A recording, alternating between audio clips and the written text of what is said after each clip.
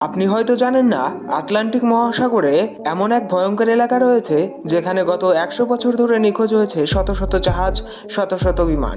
কেউ বলে এখানে এলিয়েন আছে, কেউ বলে এটি একটি নরকের দরজা। তো আজকে আমরা এই সত্যির আসল রহস্যটা জানবো।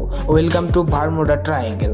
আমরা ভাবি বারমুডা ট্রায়াঙ্গেল আধুনিক যুগের রহস্য, কিন্তু এর প্রথম শিকার ছিলেন ক্রিস্টোফার কলম্বাস। 1492 সালে এই এলাকা দিয়ে যাওয়ার সময় তিনি তার ডায়েরিতে লিখেছিলেন, হঠাৎ সমুদ্র থেকে বিশাল আকারের আগুনের গোলা আকাশের দিকে উঠে যায়। শুধু তাই নয়, 1970 সালে ব্রুস নামের একজন পাইলট এই এলাকা থেকে একাই জীবন্ত ফিরে এসেছিল। তিনি যা বিজ্ঞানীদেরকে বলেছিল তা শুনে বিজ্ঞানীরাও হতভম্ব হয়ে গেছিল। ব্রুস জানান তিনি একটি অদ্ভুত ইলেকট্রিক কুয়াশার মধ্যে ঢুকে গিয়েছিলেন। রহস্যজনকভাবে যে পথ পাড়ি দিতে সময় লাগার কথা 75 মিনিট, তিনি সেটি মাত্র 3 মিনিটে পার হয়ে যান।